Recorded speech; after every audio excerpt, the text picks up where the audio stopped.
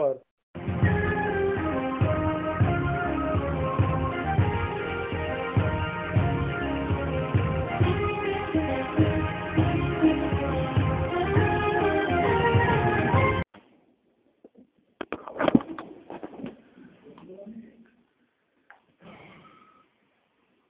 اللہ الرحمن الرحیم نحمده ونصلی علی رسوله الکریم اما بعد قال اللہ تبارک وتعالی اعوذ باللہ من الشیطان الرجیم بسم اللہ الرحمن الرحیم شهر رمضان الذي انزل فيه القرآن هدى للناس وبينات من الهدى والفرقان صدق اللہ العظیم۔ محترم بھائیو، بزرگوں، دوستو، ہم بہت خوش قسمت ہے جن کو اللہ تبارک و تعالیٰ نے رمضان کا یہ مبارک مہینہ عطا فرمایا۔ اس کے 2 عشرے گزر چکے ہیں، تیسرا عشرہ آج سے شروع ہو گیا ہے۔ پہلے کے جو 2 عشرے تھے، ہم نے اس میں جیسی عبادتیں کرنا چاہیے، جس طریقے سے قرآن کی تلاوت کرنی چاہیے اور جس طریقے سے اللہ تبارک و تعالیٰ کو راضی کرنے والے اعمال کرنے چاہیے تھے، نہیں کیے۔ اب اللہ تبارک و تعالیٰ نے آخر عشرہ ہم تمام کو عطا فرمایا ہے۔ اس عشرے میں عبادت کر کے، اللہ سے دعا استغفار کر کے اور اپنے لیے جنت کو طلب کر کے ہم اللہ تبارک و تعالیٰ سے اس عشرے کو وصول کریں۔ اگر ہم نے اس عشرے کی بھی قدردانی نہیں کی اور یہ عشرہ بھی ہمارا ہاتھوں سے نکل گیا تو میرے محترم بزرگوں، آئندہ سال کی کوئی گارنٹی نہیں ہے کہ آئندہ رمضان اللہ ہم کو دیں گے یا نہیں دیں گے، اور یہ حقیقی کمائی ہے ہماری۔ یہ ہماری کمائی نہیں ہے کہ آدمی اس کو سیزن سمجھے کہ بھائی یہ کپڑے کا سیزن ہے اور کاروبار کا سیزن ہے اور کمانے کا سیزن ہے، بلکہ یہ نیکیوں کے کمانے کا سیزن ہے۔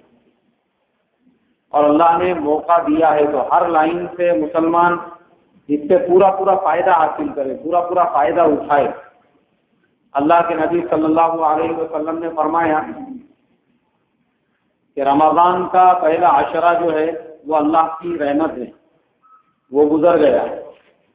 دوسرا عشرہ فرمایا وہ مغفرت ہے، وہ بھی گزر گیا۔ اور تیسرا عشرہ فرمایا وہ جہنم سے آزادی ہے، اور وہ عشرہ اب شروع ہو چکا ہے۔ اور ہمارے تمہارے لیے موقع ہے کہ ہم اللہ تبارک و تعالیٰ سے رو کر اور گڑ گڑا کر جو ہے اپنے لیے جہنم سے آزادی مانگے، جہنم سے خلاصی مانگے۔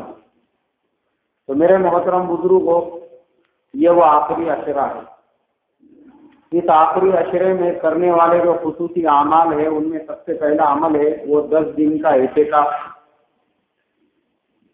اللہ کے نبی صلی اللہ علیہ وسلم کی جتنی سنتیں ہم دیکھیں گے کتابوں میں جو ملتی ہے، آپ نے اس کو کبھی کیا اور کبھی چھوڑ دیا، کبھی کیا اور کبھی اس کو کیا کیا بھائی، چھوڑ دیا۔ ایسی آپ کو سینکڑوں سنتیں جتنی بھی ملیں گی، لیکن اعتکاف کی جو سنت ہے اس میں آپ کو 1 سال بھی ایسا نہیں ملے گا کہ جب سے اللہ نے روزوں کو فرض فرمایا ہو، اللہ کے نبی صلی اللہ علیہ وسلم نے کسی بھی سال کے رمضان میں اعتکاف کا ناغہ کیا ہو۔ یہاں تک کہ اللہ کے نبی نے کسی سال میں تو پورے مہینے کا اعتکاف کیا۔ شب قدر کی تلاش میں پہلے عشرے کا اعتکاف کیا، پھر کہا کہ دوسرے عشرے کا اعتکاف کیا، اور پھر تیسرے عشرے کا بھی آپ صلی اللہ علیہ وسلم نے کیا فرمایا، پورے مہینے کا بھی کبھی اعتکاف فرمایا۔ لیکن آخر عشرے کا اعتکاف کرنا یہ متفقہ طور پر اللہ کے نبی صلی اللہ علیہ وسلم کی سنت ہے کہ حضور صلی اللہ علیہ وسلم ہر سال رمضان کے آخر عشرے کا اعتکاف فرمایا کرتے تھے اور اس کا اہتمام کرتے تھے۔ تو یہ سنت ہے آپ صلی اللہ علیہ وسلم کی، اور اعتکاف کے کرنے پر اللہ تبارک و تعالیٰ کیا ثواب عطا فرمائیں گے۔ فرمایا کہ جو اعتکاف کرنے والا ہے اس کو اللہ تبارک و تعالیٰ 1 دن کے اعتکاف پر جو ثواب عطا فرمائیں گے وہ یہ کہ اس کے اور جہنم کے درمیان میں 3 کھائیاں ہوں گی، 3 خندقیں ہوں گی، اور ان میں سے ہر ایک خندق جو ہے وہ اتنی بڑی ہوں گی، اتنی لمبی چوڑی ہوں گی جتنا کہ زمین اور آسمان کے درمیان میں فاصلہ ہے۔ کتنا ڈسٹینس ہے زمین اور آسمان کے درمیان میں؟ آج تک دنیا میں کوئی اس کو گن نہیں سکا کتنے کلومیٹر کا فاصلہ ہے۔ اللہ تبارک و تعالیٰ نے یہ معمولی ستارے، سیارے، چاند وغیرہ جو بنائے ہوئے ہیں وہ دنیا سے اتنے دوری پر ہے، اتنے دوری پر ہے۔ ابھی 3-4 دن پہلے ہی امریکہ کا جو ہے ایک نیا سیٹلائٹ وہاں پہ پہنچا، ابھی مارس کے اوپر جو ستارہ ہم کو چاند کے بازو میں چمکتا ہوا نظر آتا ہے اس کو مارس کہتے ہیں۔ اس کے اوپر ابھی امریکہ کا نیا جو ہے سیارہ وہاں پر پہنچا، اس کی تصویریں وغیرہ لینے کے لیے اور کھوج کرنے کے لیے کہ وہ وہاں پر پانی وغیرہ کیسا ہے، کیا ہے، پانی ہے کیا نہیں ہے، وہاں پہ برف ہے کیا، وہاں پہ کیا ہے، ان کے وہاں کی معلومات لینے کے لیے اس میں تصویریں بھیجنا بھی شروع کر دیا وہاں۔ اس کو 6 مہینے پہلے بھیجا گیا تھا۔ کتنے مہینے پہلے بھیجا گیا تھا؟ 6 مہینے پہلے اس کی روانگی ہوئی تھی، اور اس کے بعد وہ ابھی 6 مہینے کے بعد جا کے وہاں پر کیا ہوا ہے، لینڈ ہوا ہے، وہاں پر جا کے اترا ہے، وہاں پہ پہنچا ہے جائے۔ تو ایک ستارہ جو ہے وہ اتنے دوری پر ہے۔ ایسے اللہ نے کروڑوں ستارے پیدا فرمائے ہیں، وہ کتنے دوری پر ہیں ہم اس کا اندازہ نہیں لگا سکتے۔ پھر وہاں سے اوپر پہلا آسمان، پھر اس کے بعد دوسرا آسمان، اور اس کے بعد تیسرا آسمان۔ تو زمین اور آسمان کے بیچ میں جو فاصلہ ہے اس کو آج تک کوئی گن نہیں سکا۔ اللہ تبارک و تعالیٰ ایک دن کا اعتکاف کرنے والے کو اتنا ثواب دیں گے کہ اس کے اور جہنم کے بیچ میں 3 ایسی کھائیاں کھود دیں گے، یا اتنا فاصلہ پیدا کر دیں گے۔ فرمایا کہ ان میں سے ایک کھائی وہ اتنی بڑی ہوں گی جتنا کہ زمین اور آسمان کے بیچ میں فاصلہ ہے۔ یعنی جب اتنا وہ دوری پر ہوگا جہنم سے، تو بتاؤ کہ وہ اعتکاف کرنے والا جہنم میں داخل ہو سکتا ہے؟ نہیں داخل ہو سکتا۔ 10 دن کا اعتکاف، یعنی اس کے اور درمیان، جہنم کے درمیان میں 30 کھائیاں، اس کے اور جہنم کے درمیان میں جو ہے ایسی 30 کھائیاں ہو رہی ہیں اللہ تبارک و تعالیٰ جو کھود دیں گے۔ اتنی بڑی فضیلت اعتکاف کی بیان کی ہے۔ اور پھر اعتکاف کرنے والا وہ مسجد کی 4 دیواری میں ہوتا ہے، مسجد کی 4 دیواری میں رہ کر وہ عبادت کرتا ہے، فرشتوں کے ماحول میں رہتا ہے، اور جو صفتیں فرشتوں میں ہوتی ہے اللہ تبارک و تعالیٰ وہی صفات کس میں پیدا فرماتے ہیں؟ اعتکاف کرنے والے میں پیدا فرماتے ہیں۔ اس کو فرشتوں کا قرب نصیب فرماتے ہیں، فرشتوں کی صحبت نصیب فرماتے ہیں، اور وہ اللہ تبارک و تعالیٰ کے دربار میں پڑا ہوا ہوتا ہے۔ اب وہ پڑا ہوا ہے مسجد میں اللہ کے دربار میں، اور اللہ کے در پہ آ کے پڑ گیا کہ جب تک میری مانگ پوری نہ ہو، میری دعا قبول نہ ہو، اے اللہ میں تو تیرے در پہ ہی رہوں گا۔ تو میرے محترم بزرگوں، سوچو ہمارے زمانے میں کوئی آدمی کسی دنیا دار آدمی سے، کسی با اثر آدمی سے اگر ایسی ریکویسٹ کرے اور اس کے دروازے پہ جا کے پڑ جائے کہ بھائی میرا کام آپ کو کرنا پڑے گا، تو وہ آدمی 1 گھنٹہ دیکھیں گا، 2 گھنٹے، لیکن جب دیکھیں گا کہ یہ آدمی تو دن بھر میرے در پہ پڑا ہوا ہے، تو وہ اس کے کام کو کیا کرے گا؟ مکمل کر دے گا۔ تو ایک انسان وہ دوسرے انسان کا جب ایسے کام کر سکتا ہے، اللہ تبارک و تعالیٰ کی ذات جو ارحم الراحمین ہے اور جو 70 ماؤں سے زیادہ پیار اور محبت کرنے والے ہیں، وہ اللہ کیسے اعتکاف کرنے والے کی دعا کو رد کر سکتے ہیں؟ اس کی دعا رد ہو ہی نہیں سکتی۔ کیوں؟ اس لیے کہ یہ آدمی اپنے بیوی بچوں کو چھوڑ کر، گھر کے عیش اور آرام کو چھوڑ کر، اور گھر کے نرم نرم بستروں کو اور گدوں کو چھوڑ کر مسجد کی چٹائی پر پڑا ہوا ہے، اللہ کے دربار میں ہے اور اللہ کے جو ہے در پر ہے۔ اللہ تبارک و تعالیٰ کیسے اس کی دعا کو رد کریں گے، اور اللہ تبارک و تعالیٰ کیسے اس کی مانگ کو ریجیکٹ کریں گے، اور اللہ تبارک و تعالیٰ کیسے اس کی درخواست کو قبول نہیں کریں گے؟ اتنا بڑا ثواب ہے، اتنا بڑا جو ہے اللہ تبارک و تعالیٰ نے اس کے اوپر ثواب رکھا ہے اعتکاف کرنے کے اوپر۔ تو فرمایا کہ سنت اعتکاف تو یہ ہے، اعتکاف کی بھی 3 قسمیں ہیں، ایک واجب ہے، ایک سنت ہے، اور ایک نفل ہے۔ واجب تو وہ ہے جو منت کا اعتکاف ہے، کسی آدمی نے کہا کہ میرا فلانا کام ہو گیا تو میں 2 دن کا اعتکاف کروں گا، یا 1 دن کا اعتکاف کروں گا، یا 1 ہفتے کا اعتکاف کروں گا، تو یہ اعتکاف تو واجب ہے اس کے اوپر۔ اس کا وہ کام ہو گیا تو اب اس آدمی پر وہ 2 دن کا اعتکاف کرنا واجب ہو گیا. اگر نہیں اعتکاف کرے گا تو وہ گنہگار ہوگا. ایسے ہی نماز کا بھی مسئلہ ہے کہ کسی آدمی نے اگر نیت کی کہ میرا فلانا کام ہو گیا تو میں 10 رکعت نماز شکرانہ پڑھوں گا، تو وہ نماز اب اس سے واجب ہو گئی. اگر وہ نماز نہیں پڑھے گا تو وہ کیا ہوگا بھائی؟ گنہگار ہوگا. یا پھر کسی نے نیت کی کہ میں نفل روزہ رکھوں گا، تو فرمایا کہ اب روزے کی نیت کی ہے تو وہ روزہ بھی اس پر واجب ہو گیا. جب تک وہ روزہ نہیں رکھے گا تو پھر وہ اگر نہیں رکھے گا تو گنہگار ہوگا، اس کو رکھنا پڑے گا. کیوں؟ اس لیے کہ یہ منت کا روزہ تھا، اس لیے کہ یہ منت کی نماز تھی، اس لیے کہ یہ منت کا اعتکاف تھا. تو منت ماننا یہ جائز ہے اسلام میں. منت ماننا کیا ہے بھائی؟ جائز ہے اسلام میں، بلکہ سنت ہے یہ، بلکہ صحابہ کا طریقہ ہے کہ آدمی منت مانے. کس سے منت مانے؟ اللہ سے منت مانے کہ اے اللہ میرا فلانا کام ہو گیا تو میں 10 دن کا اعتکاف کروں گا. میں نے فلانے کمپنی میں جاب کے لیے اپلائی کیا ہوں، اگر مجھے سمجھو وہاں پہ میرا اپوائنٹمنٹ ہو جاتا ہے تو میں 10 دن روزے رکھوں گا یا 10 رکعت نفل نماز پڑھوں گا. یا اے اللہ میں نے فلانے کام کے لیے جو ہے درخواست دی ہوئی ہے، یا اے اللہ میرا فلانا کام ہے، میں حج کو جانا چاہتا ہوں مگر میرا نمبر نہیں آ رہا ہے، میرا نمبر آ گیا تو میں اس کے شکرانے میں 3 دن کے روزے رکھوں گا.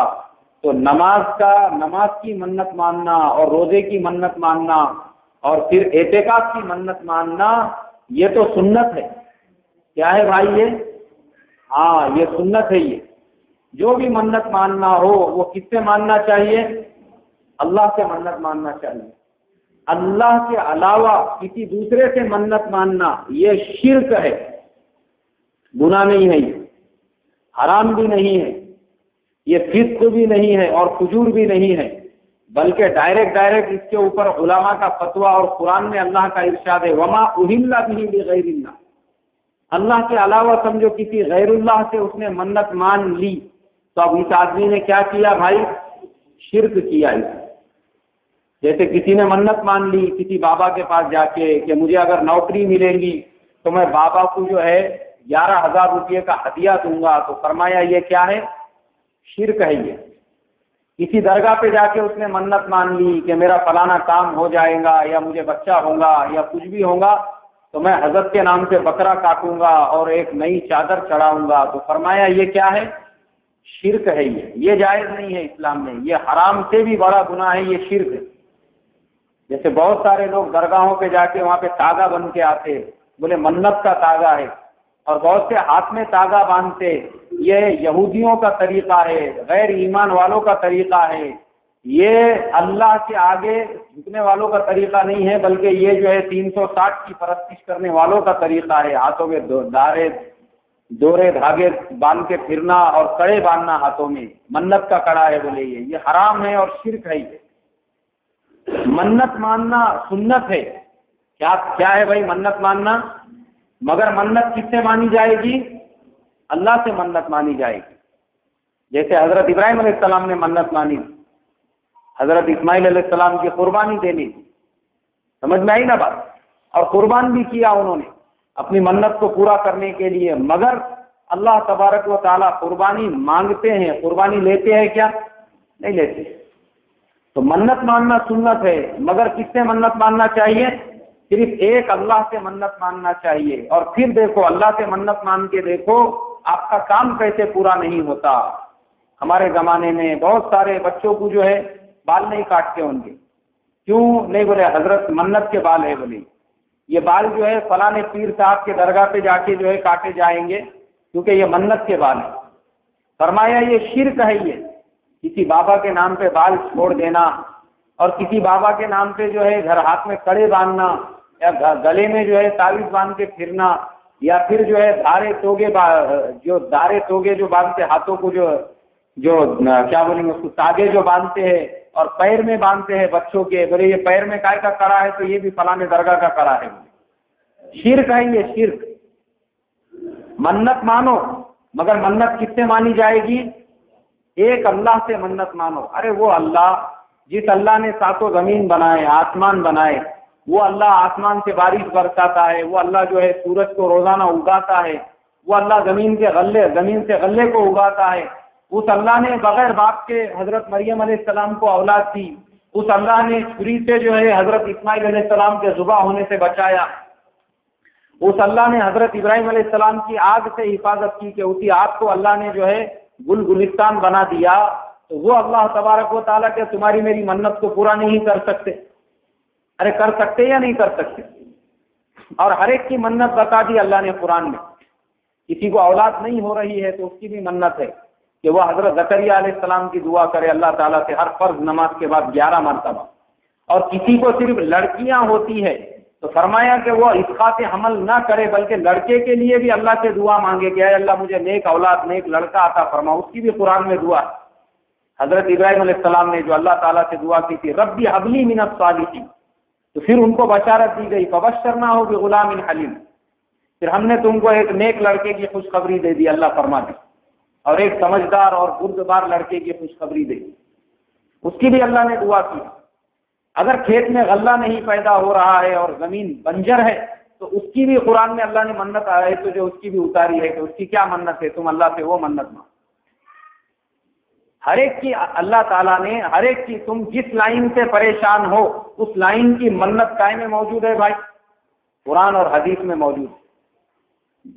اس کے لیے اللہ نے فرمایا کہ تم کو اللہ کو اور اس کے رسول کو چھوڑ کر کسی بابا کے پاس جانے کی یا کسی درگاہ پہ منت ماننے کو جانے کی ضرورت ہے کیا؟ ضرورت ہی نہیں ہے. ارے اللہ سے منت مانو، اللہ فرماتے. اور جو اللہ سے منت مانتا ہے خدا کی قسم اللہ تبارک و تعالیٰ اس کی منت کو کیا فرماتے ہیں بھائی؟ پورا فرماتے ہیں. ایک نوجوان وہ بیچارے بہت پہلے فیشنیبل زندگی گزارتے تھے، ایک دم فیشنیبل ان کی زندگی تھی. والد صاحب کی ایکلوتی اولاد اور کروڑوں کی پراپرٹی، جیسی گاڑی بولے والد صاحب نے ویسی گاڑی دلا کے دے دیے، جیسا ان کا رہن سہن جہاں جانے کا کوئی ان کو روک ٹوک نہیں. تو ایسی ان کی زندگی گزرتی تھی. مگر ایک مرتبہ ایسا ہوا اور وہ دوسرے خیالات کے تھے، مگر اس مسجد میں جو امام صاحب تھے ماشاءاللہ وہ بیچارے دعوت کے کام میں لگے ہوئے تھے. انہوں نے پیار محبت سے اس بچے کے کاندھے پہ ہاتھ رکھ کے کئی دنوں تک مسلسل اس پہ محنت کرتے رہے اور بڑی محنت کے بعد وہ 3 دن کے لیے تیار ہوا. کتنے دن کے لیے؟ 3 دن اللہ کے راستے میں جا کر آیا.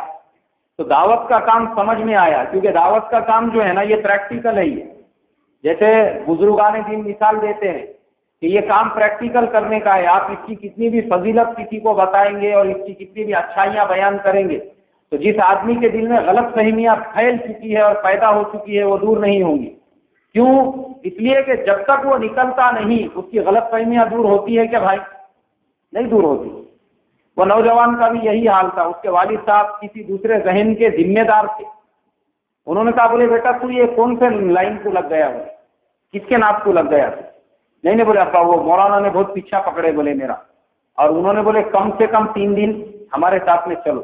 اور وہ اس کے ذہن میں جو ہے طرح طرح کے سوالات، یہ کیوں ہے، یہ کہاں حدیث میں ہے، یہ کہاں قرآن میں ہے، یہ کہاں پہ سنت ہے، یہ کہاں پہ ایسا ہے، یہ ویسا ہے. اب وہ بہت سارے سوالات. انہوں نے بولے بھائی یہ تیرے سارے سوالات کا میں جواب دوں گا، تو 3 دن پورے ہونے کے بعد میں میرے سے یہ سوالات کرنا. بولے ٹھیک. اب گئے اللہ کے راستے میں، دیہاتوں کے اندر جانا ہوا. اب لوگوں کا حال دیکھے کہ یہاں پہ ہم شہر میں بڑی بڑی باتیں کر رہے ہیں، بڑے بڑے ہمارے کانفرنسیں ہو رہی ہے اور بڑے بڑے لیکچر اور سیمینار ہو رہے ہیں اور بڑے بڑے ہائر ایجوکیٹڈ لوگ اس کے اندر آ کے جو ہے وہاں پہ لفظی کے جو ہے کیا بولیں گے اس کو شعلہ بیانی سے الفاظ سے کھیل رہے ہیں، اور جو ہے وہاں پہ بڑے بڑے مقالے پیش ہو رہے ہیں اور خطابت و صحافت کی جو ہے وہاں پہ شعلہ بیانیاں ہو رہی ہے. اور دیہات میں آ کر دیکھے تو مسلمانوں کو یہ بھی نہیں معلوم ہے کہ اپن مسلمان ہیں اور دھوتی پہننا یہ غیروں کا طریقہ ہے. مسلمانوں کو یہ بھی نہیں معلوم ہے کہ دیہاتوں میں اتنا برا حال ہے کہ مسلمان جو ہے ان میں اور غیر میں کوئی فرق ہی نہیں پہچان سکتا. وہ بیچارے کو نماز روزہ معلوم ہونا تو یہ بہت آگے کی بات ہے. سارے اشکالات کا جواب مل گیا. 3 دن آنے کے بعد پھر کہنے لگے، کیونکہ دیکھو سمجھدار آدمی جو رہتا نا وہ حق بات کو فوراً ایکسیپٹ کر لیتا ہے. کیا کر لیتا ہے؟ اور جو ضدی ہوتا ہے یا جو کیا بولیں گے اس کو ہٹ دھرم ہوتا ہے اور جس کے دل میں پہلے سے اس نے طے کرے ہوا رہتا ہے کہ میرے کو یہ بات قبول ہی نہیں کرنے کا ہے، تو وہ کتنا بھی حق کو دیکھے وہ اپنے حق کو جو ہے وہ قبول نہیں کرتا، پھر وہ اپنی ضد پہ اڑا ہوا ہوتا ہے۔ لیکن یہ سمجھدار پڑھا لکھا نوجوان تھا، اس کے سمجھ میں آ گیا، پورے سوالات کے جوابات مل گئے۔ 3 دن کے بعد کہنے لگا مولوی صاحب اب مجھے سمجھانے کی ضرورت نہیں ہے، مجھے سارے سوال کے جوابات مل گئے، الحمدللہ میرا پورا ذہن کلیئر ہو گیا کہ واقعی میں یہی محنت ہے آج دنیا کے اندر جو حق کا کام کر رہی ہے، اس کے علاوہ باقی ساری محنتیں جو ہے جتنی بھی ہو رہی ہے وہ بھی دین کا کام کر رہے ہیں، مگر حق اگر اللہ پھیلائیں گا تو وہ کس کے راستے سے پھیلائیں گا؟ بولے یہ دعوت کی محنت کے راستے۔ اس کے بعد اس نے والد صاحب کو سمجھایا اور 1 ہفتے کے اندر ہی وہ 4 مہینے کے لیے اللہ کے راستے میں چلا گیا۔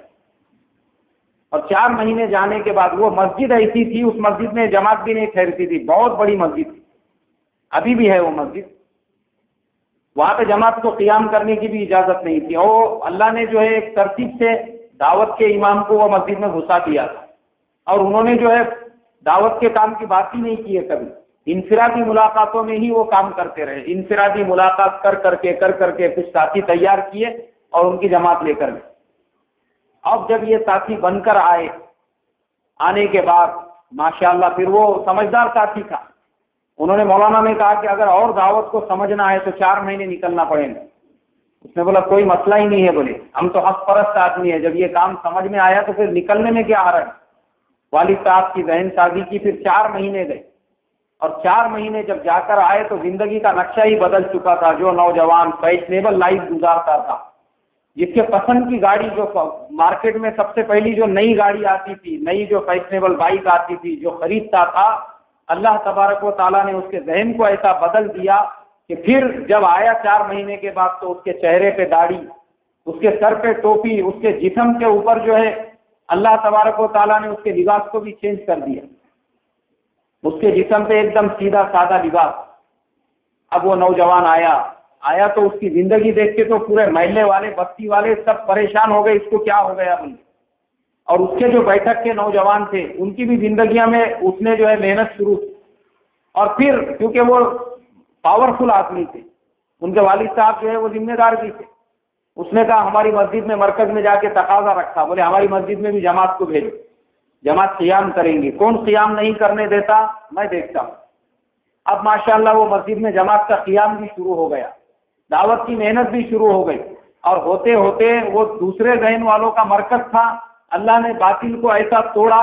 اس کے بعد ایک وقت آیا کہ 1 مہینے میں وہاں سے 4 3 دن کی جماعتیں جاتی تھی، ہر 3 مہینے 4 مہینے کو چلے کی 4 مہینے کی جماعتیں چالو تھی، اور آج وہاں پہ اللہ نے 100% دعوت کا کام بنایا، مطلب دعوت کا ماحول بنا دیا۔ میں یہ پوری تفصیل بیچ میں آ گئی، میں اصل میں جو مین منت کی بات آپ کو بتانے والا تھا وہ یہ تھی کہ وہ جو نوجوان ہے، اب وہ ایک دن مطلب میرا وہ ہم لوگوں کا شہر ہوتا ہے، کچھ ضرورت کا سامان خریدنے کا ہے تو وہیں جانا پڑتا تھا۔ اب میرے کو کچھ ضرورت کا سامان تھا، وہ خریدا میں نے، اور خریدنے کے بعد میں جو ہے آنے لگا۔ اب میں عشاء کی نماز اکثر وہ مسجد میں ہماری ہوتی تھی، عشاء کی نماز پڑھا تو وہ نوجوان سے ملاقات ہوئی، میرے ان سے بھی اچھے تعلقات، مجھے کہنے لگے یار مولانا تم جس مرتبہ بھی آتے ہو اپنی چائے وغیرہ ساتھ میں ہوتی ہے، تھوڑی دیر بیٹھنا ہوتا ہے، بولے آپ کے ساتھ میں گاڑی آنے تک، مگر ابھی میں آج آپ کا ساتھ نہیں دے سکتا۔ میں بولا کیوں بھائی؟ بولے نہیں میں اعتکاف کی نیت سے مسجد میں بیٹھا ہوں اور میری اہلیہ کی ڈیلیوری ہے، بولے ڈاکٹروں نے یہ کہا ہے کہ اس کا سیزر کرنا پڑے گا اور اس میں اتنا خرچہ آئے گا، اور آپ کو جو ہے فلانے شہر کو جانا پڑے گا، اور وہاں کا جو اتنا بڑا ہاسپٹل ہے وہاں ایڈمٹ ہونا پڑے گا، مگر میں نے یہ کہا کہ میرا اللہ کی ذات پہ 100% یقین ہے اور ایمان ہے کہ انشاءاللہ نہ سیزر کی ضرورت ہے نہ کسی چیز کی ضرورت ہے، انشاءاللہ جو ہے وہ نارملی طور پہ انشاءاللہ جو ہے ولادت ہوگی۔ اور میں نے کہا وہ میرا اللہ کی ذات پہ یقین ہے، جو ہوگا خطرہ ہوگا جان جائیں گی وہ سب کا میں ذمہ دار ہوں، اور میں یہ نیت سے اعتکاف کر کے مسجد میں بیٹھ گیا ہوں کہ انشاءاللہ مجھے اللہ کی ذات سے 100% امید ہے کہ جتنے خطرات انہوں نے بتائے ہیں اس میں سے کچھ بھی ہم کو پیش نہیں آئے گا، اور ایسا ہوتا بھی کیونکہ یہ دھندا ہے، کاروبار ہے، یہ بزنس ہے۔ یہ کسٹمر آنے کے بعد میں جیسا مثال کے طور پہ ایک آدھے میکینک کے پاس میں گاڑی چلی گئی تو وہ اس کے اندر 50 طریقے کے خرچے بتاتا، بولتا آپ کا کلچ بھی خراب ہے اس کو چینج کرو، بریک کے اندر کے جو لائنر ہے وہ بھی خراب ہو گئے وہ بھی بدل دو، اور آپ کا جو ہے گاڑی میں یہ بھی پرابلم ہے، اس کو بھی چینج کرو، اس میں ذرا کھڑکھڑ آواز آ رہا، مجھے لگتا ہے گیئر کی چین جو ہے وہ تھوڑی سی ڈھیلی ہو گئی، وہ بھی بدل دو، وہ آپ کو پورا خرچوں کا ایک لمبا چوڑا پلیتا آپ کے ہاتھ میں دے دیتا۔ ایسا ہی انسانوں کا بھی حال ہے کہ انسانوں کے میکینک کے ہاتھ میں جب آدمی چلے جاتا تو وہ پوری لسٹ بناتے اس کی، وہ بولتے یار اب اس کو جو ہے کس طریقے سے اس کا لمبا چوڑا خرچہ نکالنے کا۔ تو وہ نوجوان انہوں نے کہا کہ میرا اللہ کی ذات پہ 100% یقین ہے، انہوں نے منت مانی اللہ سے، کہا کہ اے اللہ میں اس وقت تک اعتکاف نہیں چھوڑوں گا جب تک کہ میرے بچے کی نارمل ولادت نہیں ہو جاتی۔ اور وہ مسجد کے اندر منت مان کے اور نیت کر کے بیٹھ گئے، اور بیٹھنے کے بعد میں بھی اپنا ٹرین میں بیٹھ گیا، اور جب میں ہمارے گاؤں میں پہنچا اس کے آدھے گھنٹے کے بعد ان کا فون آیا اور کہنے لگے کہ مولانا اللہ تبارک و تعالیٰ نے میری منت کو قبول کر لیا الحمدللہ، بغیر کسی سیزر کے، بغیر کسی خرچے کے، بغیر بڑے ہاسپٹل کے، نارمل جو ہمارا ہاسپٹل تھا اسی میں جو ہے نارملی ولادت ہوگی۔ اسے کہتے ہیں یقین، اسے کہتے ہیں ایمان، اور اسے کہتے ہیں منت کا ماننا۔ تو منت ماننا سنت ہے، مگر کس سے منت ماننا چاہیے؟ اللہ سے منت ماننا چاہیے۔ پیروں سے منت ماننا اور پیروں کے نام پہ بچوں کے بڑے بڑے بال چھوڑنا اور ان کی وہاں لے جا کے جو ہے اس کا ٹکلا بنانا، یہ شرک ہے۔ یہ منت مانو، اللہ سے مانو، اے اللہ میں نوکری کے لیے فلانی جگہ میں نے اپلائی کیا ہوں، میرا کام کرا دے، انشاءاللہ میں 10 دن کا اعتکاف کروں گا، یا پھر 10 دن کے روزے رکھوں گا، یا 10 رکعت میں نفل نماز پڑھوں گا، اے اللہ میرے ایگزام میں مجھے جو ہے اچھے پرسنٹیج سے کامیاب کرا دے۔ تو اعتکاف کی بھی 3 قسمیں ہیں، پہلی واجب ہے، دوسری سنت ہے، اور تیسری نفل ہے۔ تو منت کا جو اعتکاف ہے وہ واجب ہے، اگر آپ نے وہ اعتکاف نہیں کیا تو آپ گنہگار ہوں گے، آپ کو وہ اعتکاف کرنا پڑے گا۔ اور سنت اعتکاف رمضان کے آخری 10 دن کا اعتکاف کرنا، یہ اللہ کے نبی صلی اللہ علیہ وسلم کی سنت۔ حضور صلی اللہ علیہ وسلم نے اپنی پوری زندگی میں کبھی بھی یہ 10 دن کے اعتکاف کا کیا نہیں کیا بھائی؟ ناغہ نہیں کیا۔ اور تیسرا جو نفل اعتکاف ہے اس میں علماء کا اختلاف ہے۔ امام شافعی رحمۃ اللہ علیہ کے نزدیک 1 دن سے کم کا اعتکاف جائز نہیں، تینوں بھی اماموں کا یہی اس کے اوپر فتویٰ ہے۔ لیکن چونکہ ہمارے امام صاحب کا بھی فتویٰ اسی کے اوپر ہے، امام ابو حنیفہ رحمۃ اللہ علیہ کا، کہ 1 دن سے کم کا کوئی کیا نہیں کر سکتا، مگر ان کے ایک شاگرد ہیں امام محمد، ان کا فتویٰ اس کے اوپر ہے کہ نفل اعتکاف کوئی آدمی 1 گھنٹے کا بھی کر سکتا ہے، اور جتنی دیر مسجد میں آ گیا اتنی دیر کا بھی کر سکتا ہے۔ مسجد میں آتے وقت اگر اس نے نیت کیا بسم اللہ دخلت علیہ توکلت ونویت سنت الاعتکاف، تو وہ کائے میں داخل ہو گیا، اعتکاف میں داخل ہو گیا۔ اب وہ ظہر کی نماز میں آیا، نماز پڑھ کے چلے گئے، اب وہ ظہر کی نماز کے جو اس کے 15 منٹ مسجد میں گزرے، یہ 15 منٹ کائے میں گزرے بھائی؟ اعتکاف میں گزر گئے۔ جتنی دیر مسجد میں آیا وہ اتنی دیر اس کی کائے میں شمار ہوں گے اعتکاف میں۔ تو امام محمد کے نزدیک جو ہے نفل اعتکاف بھی کتنی بھی دیر کا جائز ہے۔ اس کے لیے علماء فرماتے ہیں کہ مسجد میں آتے وقت 5 سنتیں ہیں، اس پہ عمل کرنا چاہیے۔ بسم اللہ بول کے مسجد میں داخل ہو، اور سیدھا پیر مسجد کے اندر داخل کرے، بسم اللہ الرحمن الرحیم بولے، اور درود شریف پڑھے، اور درود شریف پڑھنے کے بعد مسجد میں داخل ہونے کی دعا پڑھے، اللہم افتح لی ابواب رحمتک، اور پھر اعتکاف کی نیت کرے، بسم اللہ دخلت علیہ توکلت ونویت سنت الاعتکاف۔ تو آخری عشرہ اللہ نے ہم کو عطا فرمایا، اب یہ اعتکاف اس میں ہو رہا ہے۔ اب ہم اگر 10 دن اعتکاف میں نہیں بیٹھے تو کم سے کم رمضان کی فضیلت کو حاصل کرنے کے لیے کہ چلو بھائی اللہ نے جو ہے اپنے نیک بندوں کو قبول کیا، وہ 10 دن کے لیے بیٹھے، انشاءاللہ میں کم سے کم 5 دن کے لیے بیٹھوں گا، کم سے کم میں 3 دن کے لیے بیٹھوں گا، اور کم سے کم میں 1 دن کے لیے، تاکہ اللہ کے دربار پہ پڑ جاؤں گا اپنی منتوں کو لے کر، اپنی مرادوں کو لے کر، اپنی دعاؤں کو لے کر، اور میں منوا کے رہوں گا اللہ تعالیٰ سے کہ اے اللہ میں تیرے در پہ پڑ گیا ہوں، میرے جو فلانے مسائل ہے اور فلانی مشکلیں ہیں اور فلانی پریشانیاں ہیں اس کو تو اپنے فضل سے دور کر دے۔ یہ نیت سے اگر آدمی 3 دن کا بھی اعتکاف کرے تو بھی چلے گا، 5 دن کا اعتکاف کرے تو بھی کیا ہوگا بھائی؟ کوئی مسئلہ نہیں ہے۔ اور آخری کے 3 دن کا اعتکاف کرنا کوئی ضروری نہیں ہے، آپ آج سے 3 دن کا کر سکتے، کل سے 3 دن کا کر سکتے، پرسوں سے کر سکتے، جتنے دن کی آپ کو توفیق ملے، مگر کم سے کم ہم نے رمضان کے اس مبارک موقع سے کیا اٹھانا چاہیے؟ فائدہ اٹھانا چاہیے۔ پتہ نہیں ہے، کسی کے پاس گارنٹی نہیں ہے کہ اس کو اگلا رمضان ملے گا یا نہیں ملے گا۔ اللہ مجھے آپ کو کہنے سننے سے زیادہ عمل کی توفیق عطا فرمائے۔ جن کی سنتیں باقی ہے وہ سنتیں پڑھ کر آگے کی صفوں میں آگے بڑھتے جائیں بھائی.